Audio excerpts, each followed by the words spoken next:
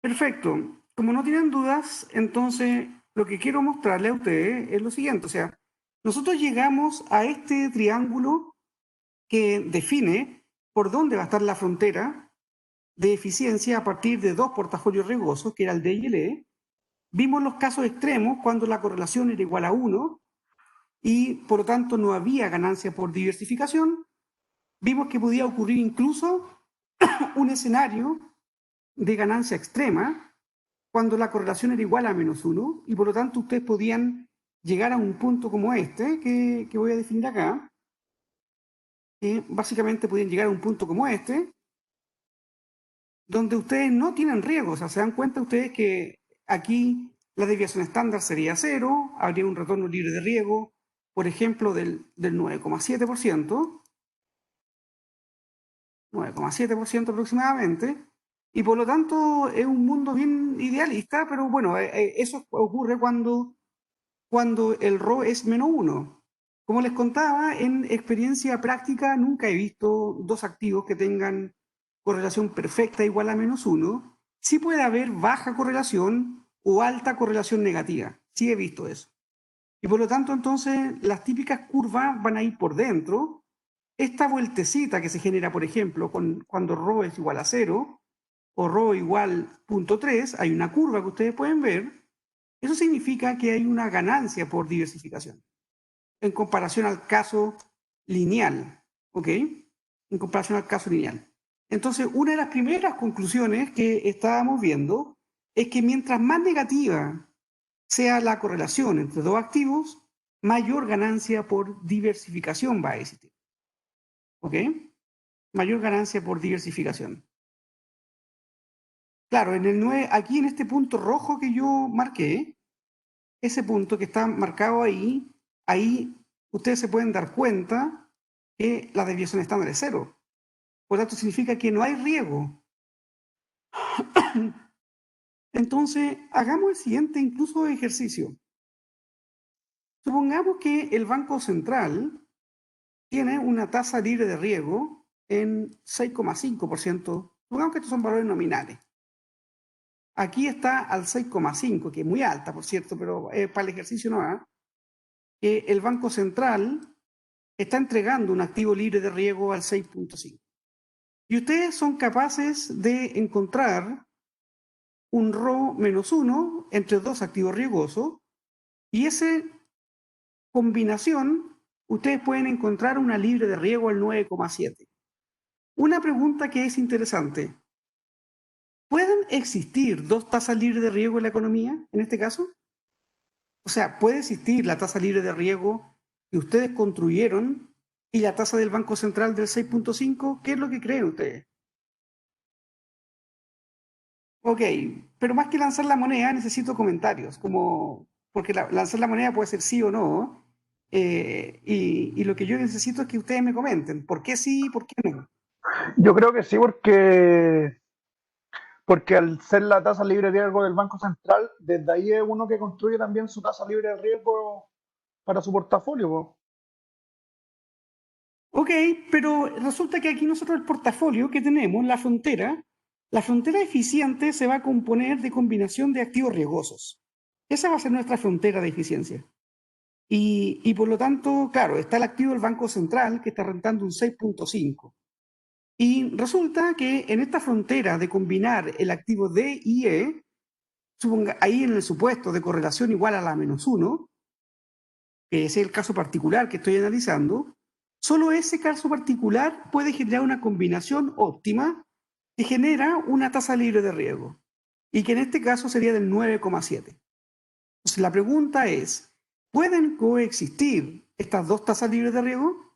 La que yo construí por mi portafolio y la que genera el Banco Central, que es la que reportan ellos, en este caso un bono en pesos que no tiene riesgo, que está emitido por el Banco Central.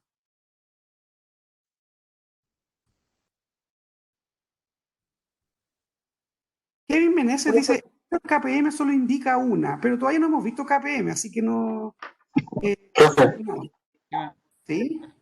que yo creo que es porque que sí pueden existir porque La tasa libre de riesgo del Banco Central es de un bono solamente, en cambio la de 9,7 es una combinación de activos en la que cuando baja, por ejemplo, las acciones pueden subir los bonos, entonces ahí cuando, cuando baja la acción sube la esperanza del bono, por lo cual el riesgo se hace cero. No, claro, pero me estaba explicando solamente que llegué a una tasa libre de riesgo. Pero la pregunta va más allá, la pregunta es si pueden coexistir estas dos. Es que sí, porque como que el de 6,5 es solo de un instrumento, en cambio el de 9,7 es de un portafolio. Ok, ok, ok. Pero eso me explica que hay dos tasas. La pregunta es si pueden coexistir. ¿Otra persona? ¿Alguien que nos quiera aportar acá? Profe, yo le quiero preguntar una duda que me quedó. No, no, no, Entonces, no. Después respondo dudas. Respóndame primero la pregunta que estoy planteando. Encontré una combinación como un fund manager. Como fund manager encontré una combinación entre dos activos, E y D, que son riesgosos, pero como estos activos tienen correlación igual menos uno, pude construir un portafolio libre de riesgo. Ese portafolio libre de riesgo me está rentando un 9,7. Y la pregunta que estoy haciendo es si pueden coexistir ese portafolio libre de riesgo que yo construyo con la tasa del Banco Central de un libre de riesgo del 6,5. Entonces esa es la primera pregunta. Después respondo todas las dudas que calculo ustedes quieran. Profe, Daniel Medina, un segundo. Daniel Medina dice, creo que no, porque nadie compraría el bono, el del Banco Central tendría que subir para poder competir. Ok. A ver, Daniel Medina, cuéntanos en qué estás pensando. A ver, ¿tienes micrófono de partida, Daniel, o no?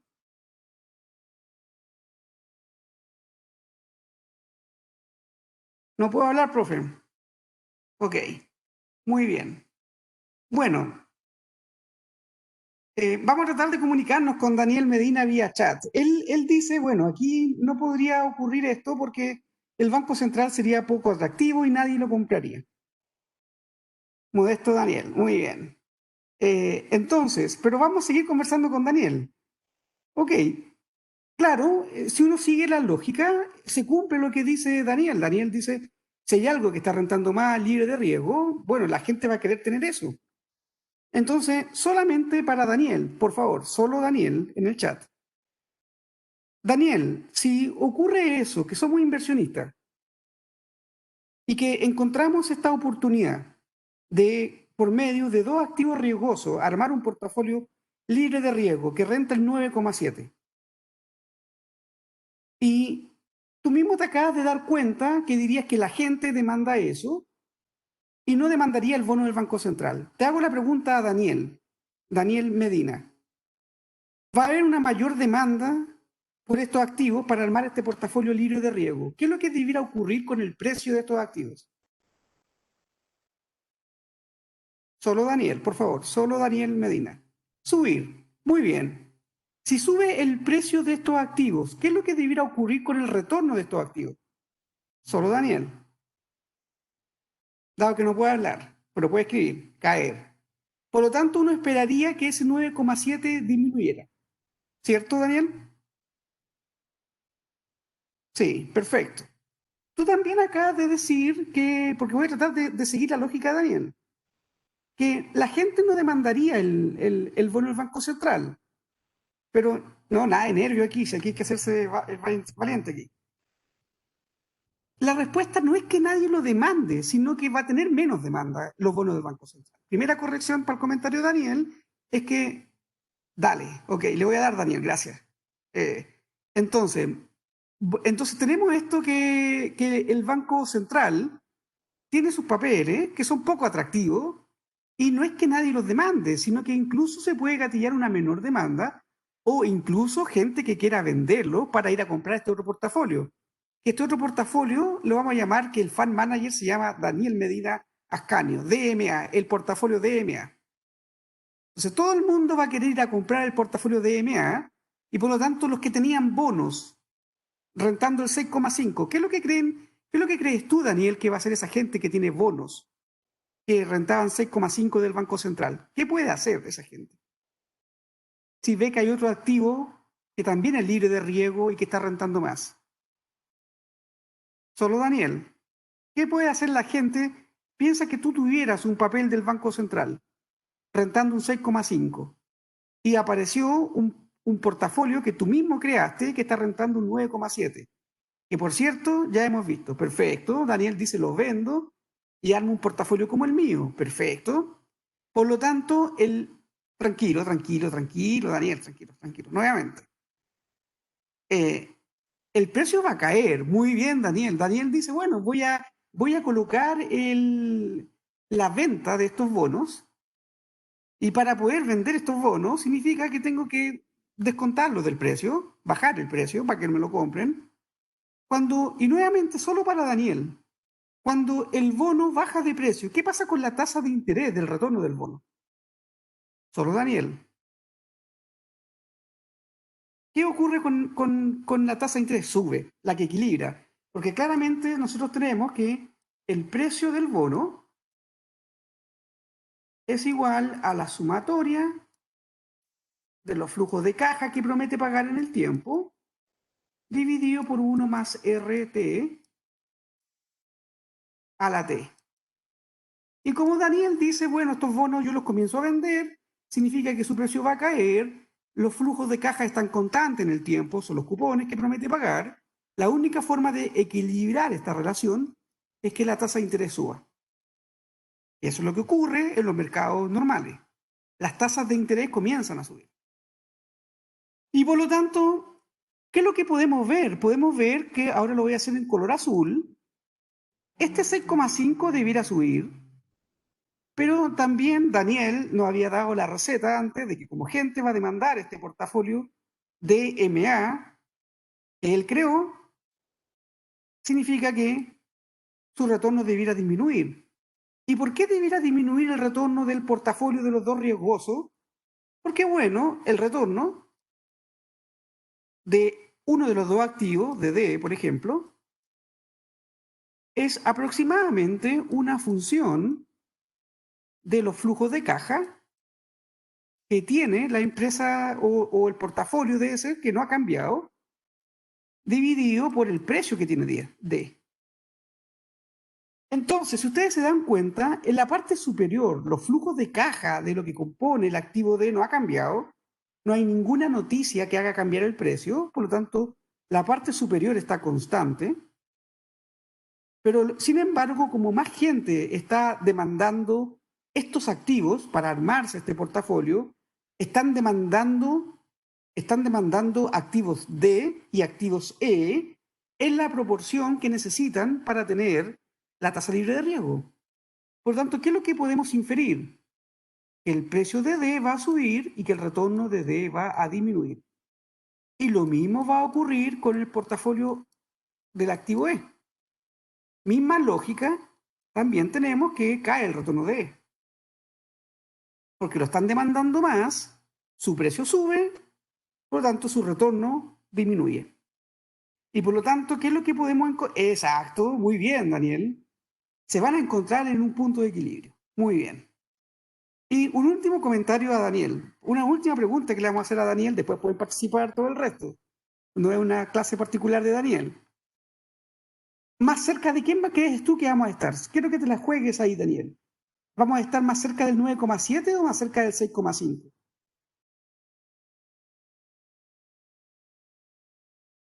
Juégatela, Daniel. Vamos, nada de risa, juégatela. Más cerca del 6,5. Muy bien, Daniel. Daniel, envíame un mail. 2 décimas te has ganado para el... 2 décimas te has ganado para la solemne. Envíame un mail a mi correo que está en el programa. ¿Ok? Entonces, felicitaciones. Daniel tuvo una intervención destacada el día de hoy. Y por lo tanto, a Daniel lo hacemos acreedor de 2 décimas de incentivo por esto. Entonces, ahora, muchachos, voy a volver a contar la historia un poco más rápido, pero un poco también más preciso con los detalles. Tenemos esta lógica. Fuimos capaces de construir un portafolio libre de riesgo por medio de dos activos riesgosos, D y E. Ese portafolio libre de riesgo tenía un retorno del 9,7, pero había un instrumento del Banco Central que tenía 6,5. Esto significa que en un momento del tiempo nos podemos encontrar con dos libres de riesgo, pero eso no va a prevalecer. Esto quiere decir que no van a coexistir estas dos tasas libres de riesgo. Por fuerzas del mercado, la gente va a querer comprar el activo que está rentando más y deshacerse del que está rentando menos. Y eso va a hacer que se equilibre esto en un punto intermedio. ¿Por qué era más probable estar más cerca del 6.5? Porque el mercado accionario reacciona más rápido que la venta de papeles del Banco Central. Y por lo tanto los precios son más reactivos y por lo tanto baja antes el retorno, lo que significa sube ante el precio de la acción o de estos activos riesgosos. ¿Ok? Una segunda manera de hacer este tipo de actividad es que uno puede llamar a lo que le llama arbitraje. Ese es un concepto que va a ser muy importante y que nos va a seguir a lo largo del semestre. ¿En qué consiste el arbitraje? Y aquí escuchen bien y anoten las condiciones. Un arbitraje consiste en obtener una ganancia segura. Primera condición, una ganancia segura, sin incurrir en costos ni riesgos. ¿Se dan cuenta? Sin incurrir en costos ni en riesgos. ¿Cómo alguien podría obtener una ganancia segura sin correr costos ni riesgos aquí en este caso? Haciendo ventas cortas de bonos del Banco Central. ¿Qué significa una venta corta? Significa vender algo que no tengo. Vendo papeles del Banco Central que no tengo. ¿Cómo lo puedo hacer? Por medio de contratos. Si yo vendo algo que no tengo, significa que tengo que devolver eso después. ¿Se dan cuenta? Pero por el momento yo voy y lo vendo. Lo vendo. ¿Y qué hago con ese dinero? Voy y compro lo que está rentando más. ¿Gasté dinero mío? No. No tengo costos, ¿se dan cuenta? ¿Tengo una ganancia segura? Sí. ¿Por qué tengo una ganancia segura? Si es que yo veo esta brecha de los primeros. Porque voy a vender bonos del Banco Central. ¿Se dan cuenta que el precio inicial del bono va a ser más alto que el precio de salida? Porque si ustedes ven lo que yo puse en rojo aquí, puse que va a haber una caída en el precio del bono EB. Luego, si yo, por ejemplo, tomé prestados bonos y los vendí, los tomé prestados a un valor de 100. Y cuando tengo que devolverlos, por ejemplo, a 98. ¿Por qué? Porque por esta fuerza yo sé que el precio del bono va a caer. Por lo tanto, tomo prestado un papel y tengo que devolver ese papel. Tomo prestado este papel, lo vendo, recaudo 100 y cuando me lo van a cobrar en un periodo corto de tiempo, ese papel cuesta 98. Hice una ganancia ahí. ¿La ven? Y veamos por el lado de la inversión. ¿Qué hice con esos 100?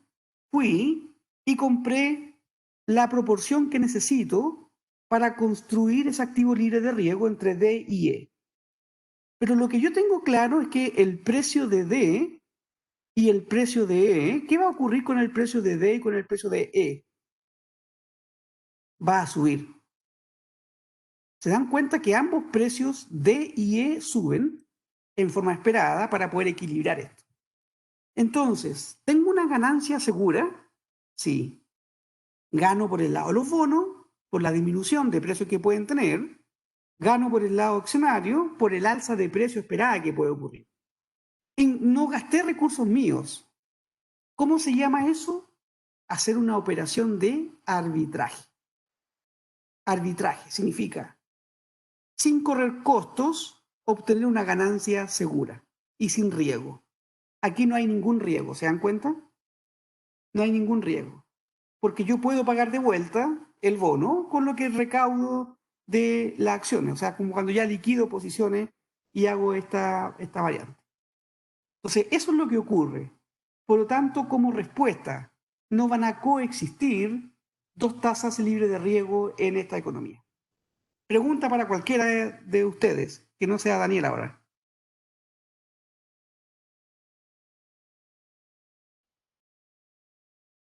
¿Cómo los vendo sin tenerlos? Es que nuevamente, bueno, en estricto rigor es más compleja la operación de lo que les puedo mostrar. Esto lo pueden hacer brokers. Brokers porque ellos tienen en su portafolio, por ejemplo, un fondo mutuo tiene en su portafolio activos de diverso tipo, entre ellos bonos del Banco Central. Uno como persona natural no puede comprar directamente un bono del Banco Central. Sí lo pueden hacer brokers como fondos mutuos, por ejemplo. ¿Ok? Entonces, por ejemplo, alguien que trabaja en una mesa de dinero de alguna de estas, por ejemplo, moneda assets, o alguna de cualquiera de estas que están haciendo inversión en el mercado de capitales, Banchile, puede vender lo que no tiene, pero tiene que pagarlo de vuelta. ¿Se dan cuenta? Puede vender lo que no tiene, pero tiene que pagarlo de vuelta a alguien, le toma prestado como a alguien. Hoy en día se pueden hacer operaciones. Estos, casi todos ellos, como inversores, tienen sus papeles depositados en el DCB, en la vía real, Depósito Central de Valores. Y hay una línea entonces como que el Depósito Central de Valores podría ser la línea de operación de esta manera, de pasarle algo que no es de ellos. Total, ellos tienen patrimonio para pagar el bono en caso de que después no lo quieran o no lo devuelvan a tiempo. O sea, en la vida real uno puede hacer venta corta. Yo puedo hacer venta corta. José Luis Ruiz, Daniel Medina Ascaño puede hacer venta corta si es que uno tiene patrimonio, por ejemplo, en una corredora como la Rainvial. Y yo le puedo decir, vendan acciones de Falabella o cualquier acción que yo crea que vaya a bajar de precio y con ese dinero lo invierten en algo que yo creo que va a subir. Ellos en general tienen alguna regla para no correr riesgo. Por ejemplo, me permiten hacer eso aproximadamente, supongamos, con el 30% del patrimonio que yo tengo. Supongamos que yo tuviera 10 millones de pesos. Significa que ellos me permitirían vender algo que yo no tengo por 3 millones. Toma acciones de Falabella, que yo no tengo. Y les digo, véndelas y compras en COSUD. Ellos lo van a hacer. ¿Por qué lo van a hacer? Porque yo tengo 10 millones dentro. Si me llego a equivocar, ellos me hacen ir a reponer el patrimonio o me toman del patrimonio que ellos me tienen, que son 10 millones. ¿Se dan cuenta? Entonces, y ellos cobran una comisión, o sea, no es que lo hagan gratis. Son intermediarios, cobran la comisión. Supongamos que el que tenía las acciones de Falabella, que yo les dije, tómenlas, véndanlas, cómprense en COSUD. El que tenía esas acciones, para utilizar los mismos nombres que están acá, es Rafael Fonseca.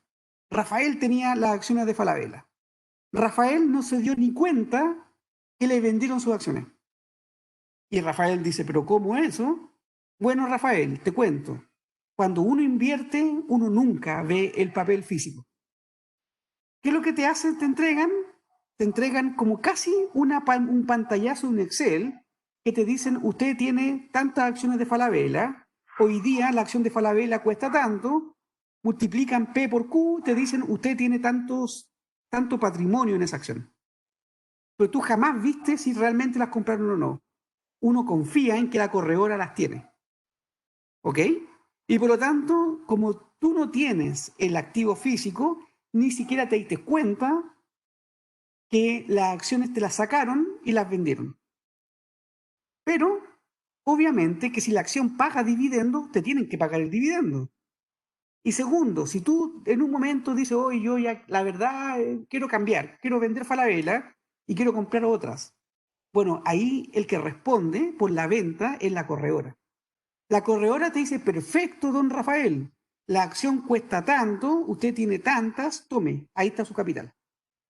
¿Te das cuenta entonces que en la vida real la corredora toma ese riesgo? Pero el riesgo está muy acotado porque tiene tomado el patrimonio del otro. Entonces, en el fondo, la corredora, su negocio es la intermediación.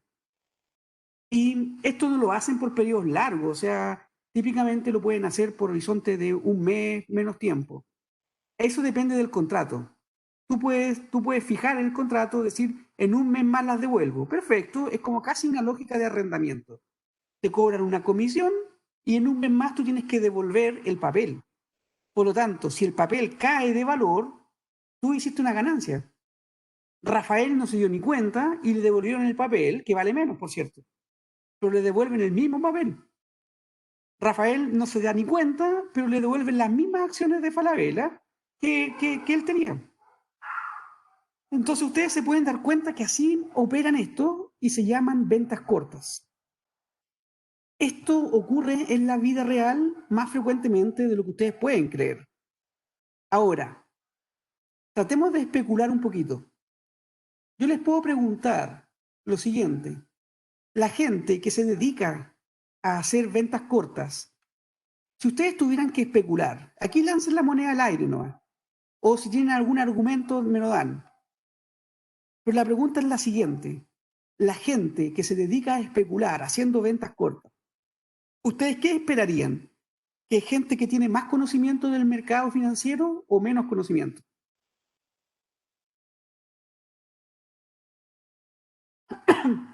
Bueno, aquí no hay décimas adicionales y hay gente que contesta en privado para no quedar en público, pero la gente tiene más conocimiento, porque el riesgo es más grande. Y por lo tanto, gente, ¿se pueden equivocar? No, por supuesto que sí, pero en general se equivocan menos, ¿ok?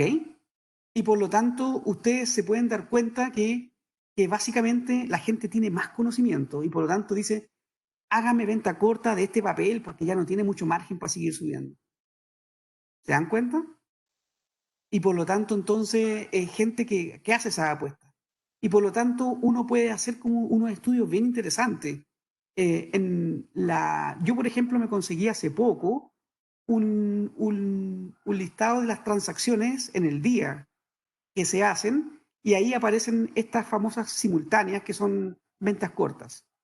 Y por lo tanto uno puede ver básicamente en qué días hay gente haciendo más transacciones de ventas cortas y a qué precio. Y por lo tanto uno puede después contrastarlo con alguna teoría, con esta intuición de que cuando la gente cree que ya el precio alcanzó un valor muy alto y que ya no le queda más que bajar, básicamente hacen más ventas cortas. ¿Ok? Pero bueno, vamos de a poquito, vamos de a poquito. Pero lo que quiero que entiendan es que venta corta significa vender lo que no tengo. ¿Ok? De hecho, por ejemplo, tomar un préstamo desde un banco es una especie de venta corta, porque el banco te presta dinero que tú no tienes, que no es tuyo, pero con tal de que tú se lo devuelvas al cabo de un tiempo. El banco te cobra un interés por eso. El banco corre un riesgo, ¿te das cuenta? Bueno, lo mismo ocurre acá. Tú haces una venta corta de algo que tú no tienes. La diferencia es que esto no es dinero, estos son papeles financieros. Y que tienes que reponer, no tienes que reponer dinero, tienes que reponer papel financiero. Supongamos que se hizo la venta corta, como les decía, de la acción de Falabella. Y resulta que en vez de bajar, la acción sube. Y harto. Bueno, el que hizo venta corta pierde mucho ahí porque tiene que reponer un valor de acción que es más caro, ¿se dan cuenta? Va a devolver la misma acción. Pero supongamos que la acción, no he visto Falabella hace rato el precio, pero supongamos que la acción de Falabella estaba a 4.000 pesos y saltó a 5.000. Significa que esa persona tiene que devolver 5.000 dentro de poco plazo. Sería un préstamo bastante caro, ¿se dan cuenta? Pero bueno, ese es el riesgo del que hace las ventas cortas.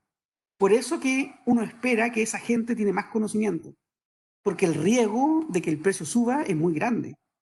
Y por lo tanto es gente que como que siente que ellos tienen el pulso del mercado. ¿Ok?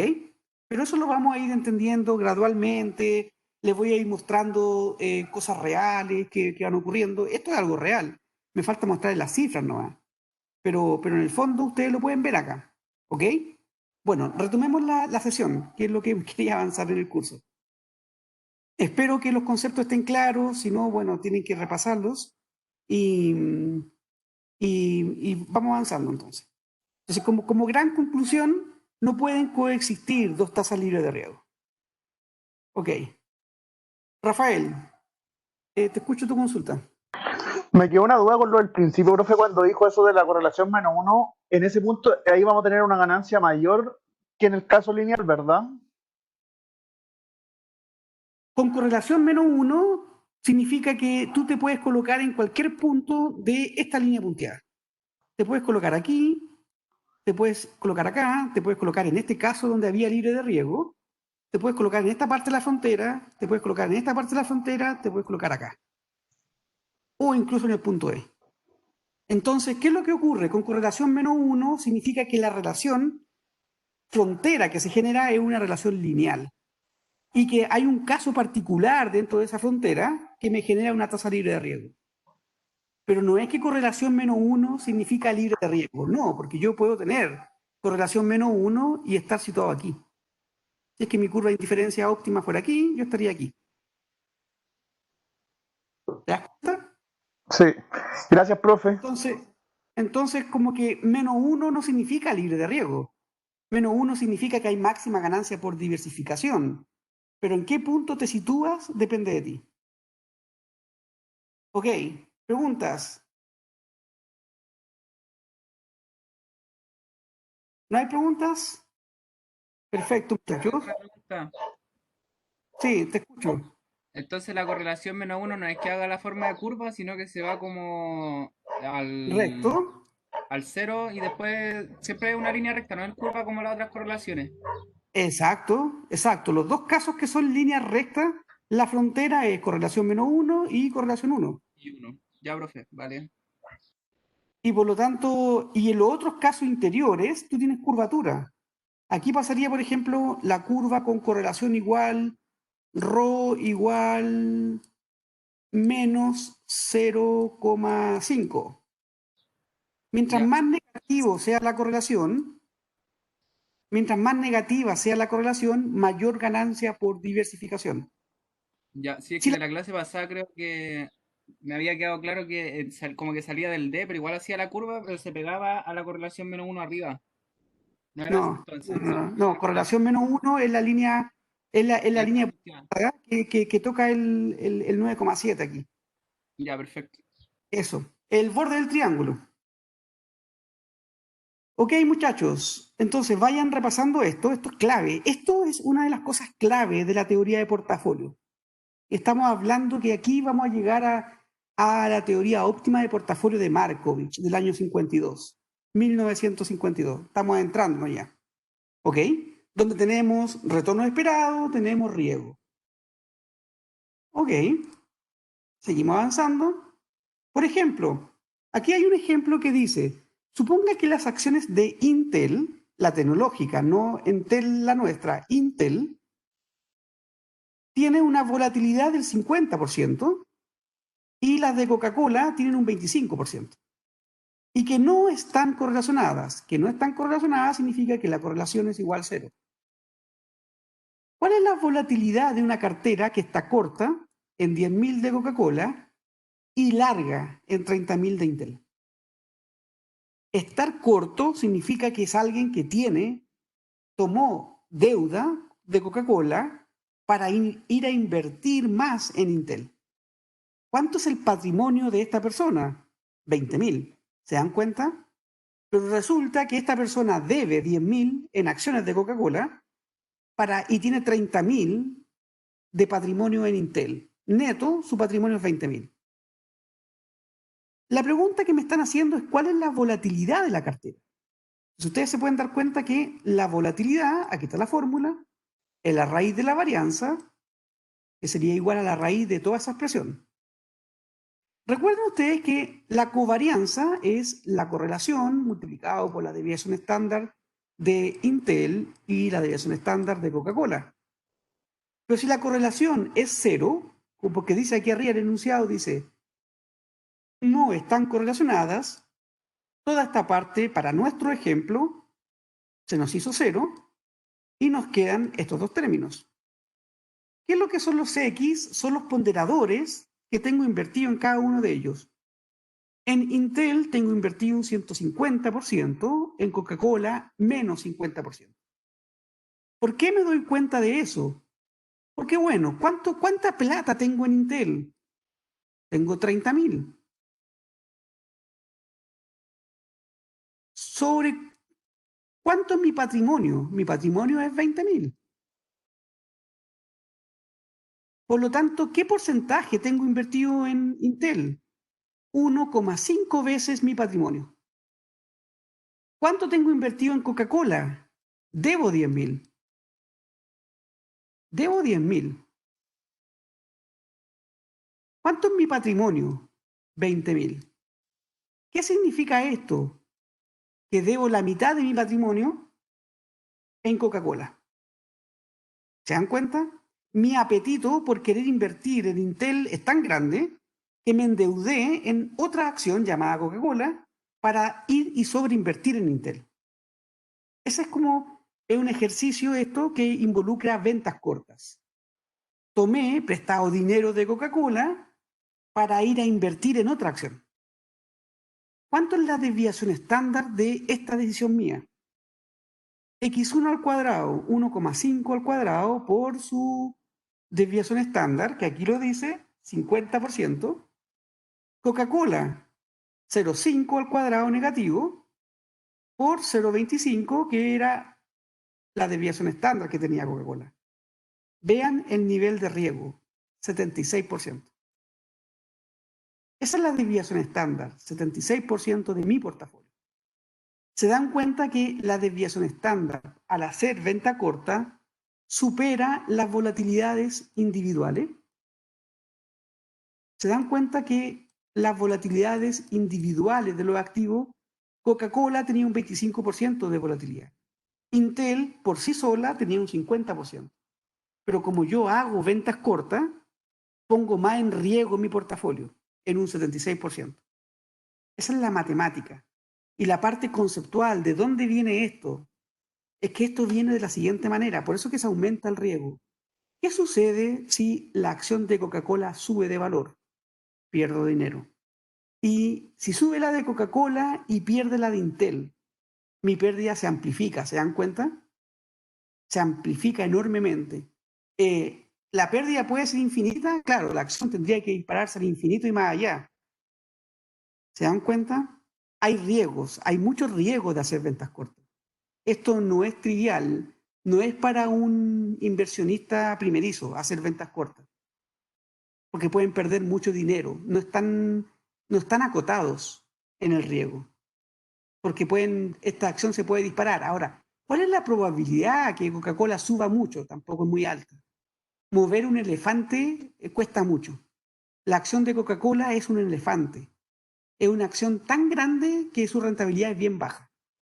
Y por lo tanto no sufre de grandes vaivenes de precio en general. Entonces alguien podría tener esta estrategia de decir, ok, la verdad es que ¿cómo me endeudo barato? La acción de Coca-Cola no está subiendo mucho, en pandemia la gente no consume tantas bebidas, es más, lo más probable es que baje de precio. Me endeudo en Coca-Cola. Podríamos verlo. Podrían ustedes, incluso como ustedes mismos, vayan motivándose de los comentarios que yo le hago en clase. Vean a cuánto estaba la acción de Coca-Cola antes de la pandemia, vean a cuánto está ahora. Vean de que si ustedes hubiesen tomado la decisión, la pandemia comenzó el 23 de febrero, hagan ese ejercicio, veamos si se cumple lo que yo les digo. Comenzó la pandemia y uno dice, esta cuestión va a colapsar, va a haber menos ingresos en el mundo, la gente va a consumir bebidas cola más baratas.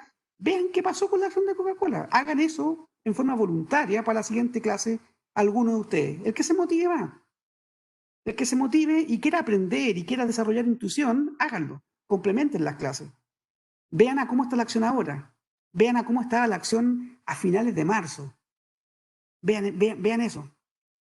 Se van a dar cuenta si convenía o no convenía, como con estrategias simples, es decir, viene esta pandemia y yo a aquellas empresas que yo creo que se ven afectadas por el ciclo económico, pero que son bastante estables, yo puedo hacer ventas cortas. ¿Ok? Sí, son tecnológicas, es algo distinto, tengan cuidado. Y segundo, las tecnológicas tienen fuerte variación. Son tecnológicas, tengan cuidado. Es como decir la venta de computador y cosas de ese tipo. O sea, hoy en día traten de comprar un computador. Muchachos, entonces tenemos este tema, pero vean, hagan el ejercicio, es fácil. Google, Yahoo Finance y encuentren los datos y ven el desarrollo. Pero bueno, el punto concreto, vean ustedes que haciendo ventas cortas, la volatilidad, el riesgo se dispara, crece. Y por lo tanto esto lleva a que básicamente tenemos más riesgo de lo que quisiéramos tener. ¿Ok? Pero bueno, no es lo que quisiéramos tener, este es el riesgo que está soportando este inversionista. pero me refiero a que tiene más riesgo que la volatilidad individual de los tipos. Entonces la venta corta no es algo gratuito, no es gratuito. Ok, David. David dice, disculpe lo entrometido, pero usted invirtió este tiempo, no tiene que decir números, solo para entender su intuición. Ese comentario me lo reservo por esta vez, David, pero ya más adelante les cuento qué cosas hago y qué cosas no hago y me arrepiento. Pero bueno, depende del tiempo también, pero la respuesta es sí. Ok, muchachos, pero no tanto, no tengo tanto patrimonio, no. Pero bueno, muchachos, veamos lo siguiente. Comente, dice, un portafolio que se compone de dos acciones que se correlacionan en forma negativa, ¿logra la máxima ganancia por diversificación? Ese es un comente típico de prueba. Este salió en una prueba, en un examen de otoño del 2015. Este es el comente específico, dice. Un portafolio que se compone de dos acciones, sería como el gráfico anterior, que se correlaciona en forma negativa, logra la máxima ganancia por diversificación. Entonces, nuevamente, ¿cuándo ocurre la máxima ganancia por diversificación? Solo se logra si la correlación es igual a la menos 1. Muy bien. Muy bien. Solo en ese caso ocurre la máxima ganancia por diversificación. Que sea negativo significa que hay ganancia por diversificación. Pero mientras más negativo, mayor ganancia. Y el caso extremo sería correlación igual menos 1. Muy bien. Hay otro ejercicio que a ustedes les queda para que ustedes los desarrollen. Vamos a tener una clase con ejercicio que yo creo que puede ser pronto. El jueves puede ser, para tratar de ver materia hoy día, mañana, el jueves veo ejercicio. Y podemos ver algunos ejercicios típicos de prueba. Este es uno que salió en primavera. Traten de resolverlo por ustedes y lo vamos a tratar de hacer en clase, ¿ok? Este ejercicio salió... en general los ejercicios lo invento yo no saco los ejercicios de prueba. Lo cual es un desafío, porque si ya llevo como 10 años haciendo clases, me desafío a mí mismo de cómo variar un poco algunos ejercicios. Y por eso que llega un punto en que se tienden a aparecer ya las pruebas, ¿se dan cuenta? Pero vean este ejercicio, al menos vean la parte conceptual. Vean que la acción A tiene un retorno esperado del 12%. Vean que la acción B tiene un retorno esperado del 16%. Y vean lo que les pregunto en la 1, dice, determine los ponderadores de invertir en las acciones anteriores de manera de un retorno esperado de 18%. Y aquí, 3 de cada 4 de mis alumnos murió. 3 de cada 4 alumnos murió. Gente incluso se paraba, me acuerdo, y me iba a preguntar, profesor, pero es que mire, la acción A tiene una rentabilidad del 12. La acción B tiene del 16. ¿Cómo el portafolio va a tener 18? Me decían. Está malo el ejercicio, me decían. 3 de cada 4 no lo hizo, o lo hizo mal. Y como alguien dijo por el chat, dijo, hay que mirar los ponderadores. Tan fácil como decir, X, que sería el ponderador que yo tengo en A, X, por la esperanza de RA, que es 12, más 1 menos X por 16, tiene que ser igual a 18. Junto las X, 16X, 12X, me queda menos 4X. Y aquí me queda 16, pasa a otro lado, me queda 2. Resultado, X igual menos un medio. ¿Qué significa eso? Venta corta en A. Invierto un menos 50% en A para invertir un 1,5 en B. Y con eso consigo que mi rentabilidad sea un 18%. Fácil. Pero 3 de cada 4 no lo pensaron, no lo representaron como ecuación y no lo hicieron. Y determina el riesgo. Facilito el ejercicio, fácil. Con la misma fórmula que teníamos ahí de que el sigma es la raíz de la varianza, se aplica la fórmula y están todos los datos. Pero resulta que el no sacar A, que era no sacar el ponderador, después ya no podía aplicar la fórmula. ¿Se dan cuenta? Que aplicar esta fórmula. El ejercicio era muy fácil, pero como les digo, 3 de cada 4 no lo hicieron por no poner la condición de los ponderadores. Y era bastante fácil. Era bastante fácil el ejercicio. Josefa dice, ¿cómo invierto un porcentaje? Ah, por lo que acabamos de hacer. Venta corta. Venta corta, Josefa. Quizás era tan fácil que era sospechoso. Puede ser. Puede ser. Y en periodo de prueba la gente se estresa más.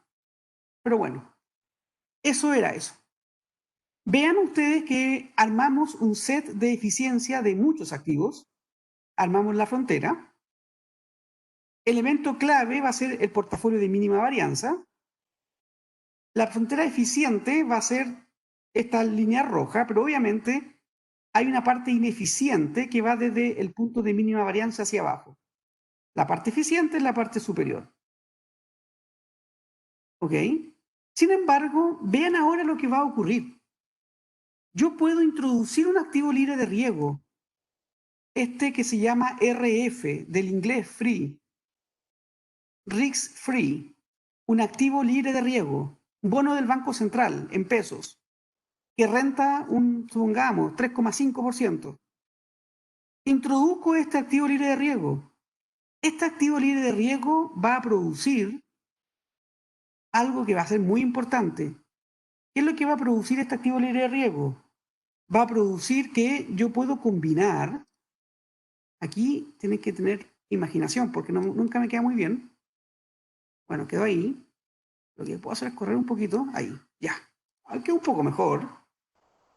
Ustedes aquí, ¿yo qué fue lo que hice? Tracé una línea recta que es tangente en la frontera y que toca RF aquí. Lo toca con un punto bien guatón, pero lo toca aquí. ¿Ok? Que parte de RF y que es tangente. ¿Y qué es tangente aquí?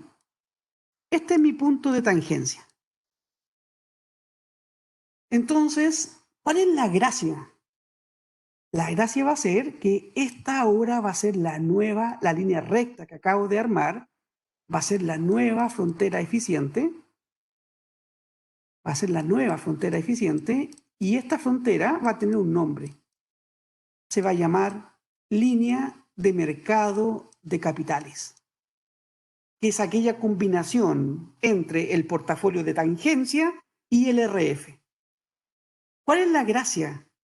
La gracia es que cualquier punto de esta línea que yo puse es alcanzable por el inversionista, porque está combinando linealmente. Aquí el portafolio va a ser una combinación entre un X, voy a hacerlo mejor, entre un X del activo libre de riesgo más 1 menos X del retorno de este portafolio de tangencia. Entonces, todos los puntos en esta línea recta son alcanzables, todos. Alguien podría decir, invierto 50% en la libre de riesgo, 50% en el activo de tangencia, que es riesgoso, y me sitúo aquí. Me sitúo en un punto como este. Este sería mi punto 1. Ahí sería cuando X es igual 0,5. Si yo estoy en RF, ¿cuánto vale X? Muchachos, ¿cuánto vale X si yo estoy en RF? ¿Cuánto vale X para llegar ahí a ese punto de RF? No, Raúl, mira la fórmula. Ah, no, 1. Muy bien. Muy bien, Raúl. X igual a 1. Y si estoy parado aquí en el punto de tangencia, ¿cuánto vale X?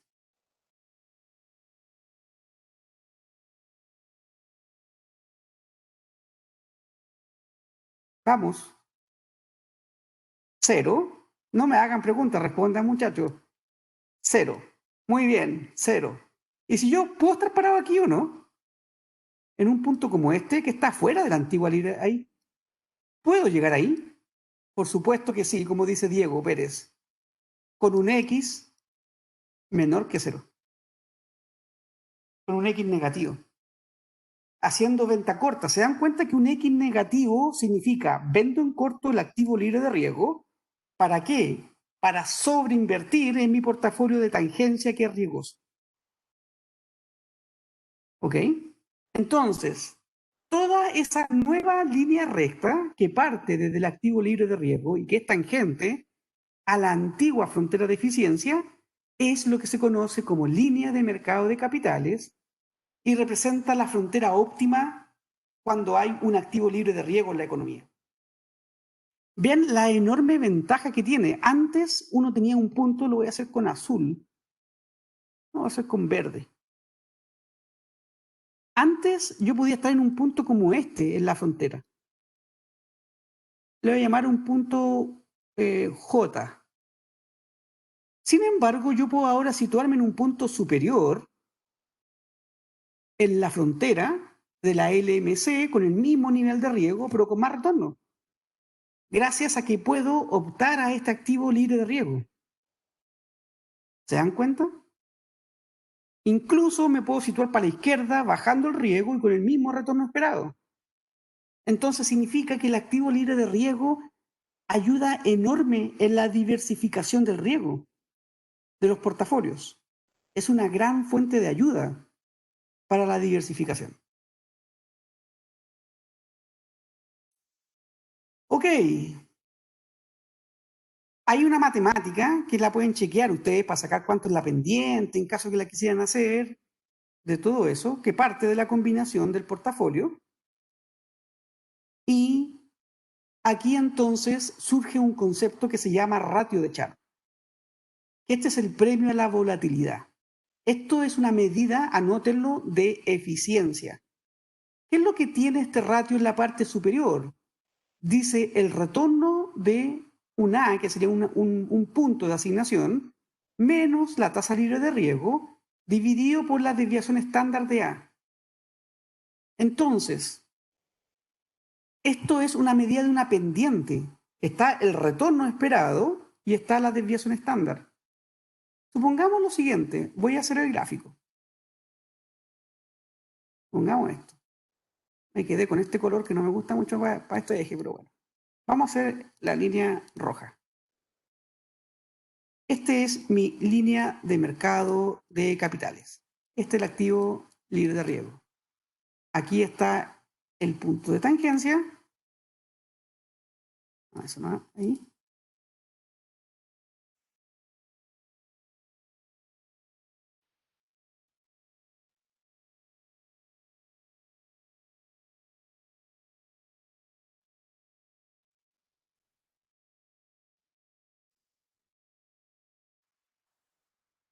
No.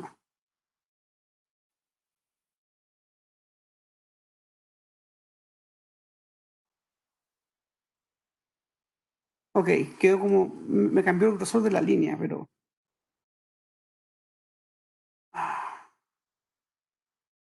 Bueno, en fin. Está la curvatura que quedó muy mal, le hagamos todo de nuevo mejor. Ya. Ok. Tenemos nuestro eje, tenemos sigma, tenemos esperanza de retorno, tenemos la línea de mercado de capitales que parte de RF, que toca en un punto de tangencia y estaba la frontera. Entonces, aquí está el punto de tangencia. Resulta que antes este era un punto eficiente, por ejemplo. Supongamos que este era el punto A que estoy planteando aquí. Entonces, este punto A, cuesta manipular esto. Este punto A tiene una desviación estándar de A y tiene una esperanza de retorno de A. Entonces ustedes se pueden dar cuenta que ustedes pueden sacar esa relación. ¿Qué es lo que están sacando? Partiendo de RF hasta el punto A, y de aquí lo proyectan hacia acá, ustedes tienen la altura, sería la esperanza La altura sería la esperanza de RA menos RF, esa sería la altura, y la base es sigma A. O sea, sacaron la pendiente. Sacaron la pendiente del punto de DRF hasta el punto A. Entonces, por ejemplo, con los datos aquí, supongan que la esperanza de RA es 8,9, sigma A 11,45. Ustedes hacen el cálculo, llegan a que el ratio de Sharp en A es 0,34. Supongan que tienen un punto B que está como por ejemplo por aquí. Aquí está el punto B, que tiene un mayor retorno esperado y un mayor riesgo. Vean que B tiene un retorno mayor, 9,5, y un riesgo mayor de 11,7. Calculan el ratio de Sharp para el punto B y les da 0,38. Porque claro, en B, ¿qué es lo que ustedes tienen en B? Una mayor pendiente, se dan cuenta, partiendo de RF tiene una mayor pendiente. Por lo tanto, ¿qué es lo que podemos decir? Que el portafolio B domina el portafolio A. Y significa que el portafolio B es más eficiente que el portafolio A. Tiene un mejor premio corregido por riesgo. Eso es lo que está midiendo el ratio de Sharp, el premio corregido por riesgo. Y por lo tanto, uno dice, bueno, pero ¿por qué me detengo en B? Yo puedo seguir buscando donde sea la máxima pendiente. ¿Dónde maximizo la pendiente? ¿En qué punto? En el punto de tangencia, justamente, como dice Daniel, como Kevin dice también. En el punto T de tangencia, ahí es donde yo alcanzo la máxima eficiencia. ¿Puedo llegar más lejos? No, porque no hay portafolios factibles que estén fuera de la frontera. Entonces, si ustedes se dan cuenta, aquí va a surgir algo que va a ser muy clave. ¿Qué es lo que es muy clave? Que nuestro portafolio o sea, que esta frontera, que es la LMC, que esto es una línea recta, que no es curvo, por cierto, quedó muy malo en realidad.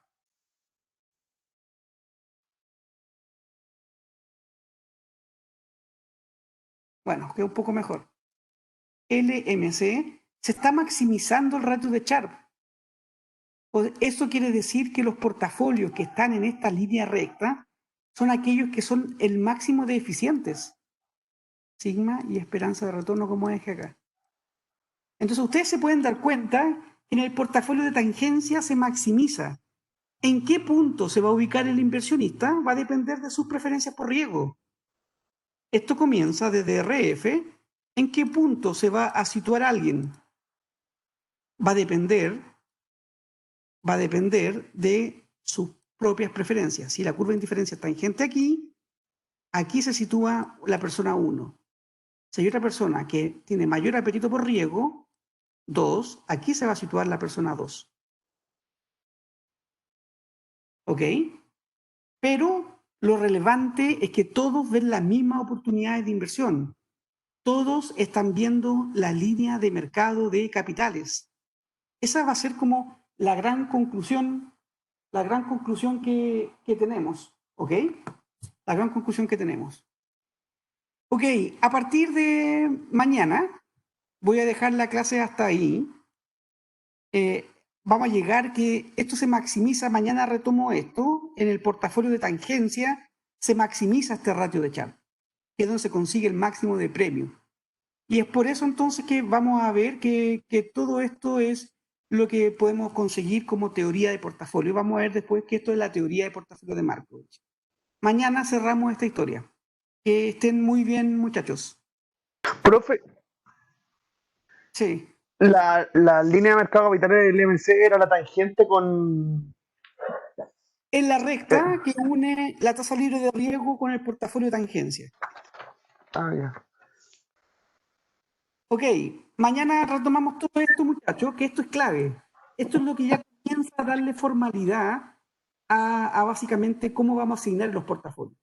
¿Ok? Que estén muy bien, que disfruten la noche y nos vemos mañana. Que disfruten. Chao, profe, gracias. A todos ustedes que estén muy bien.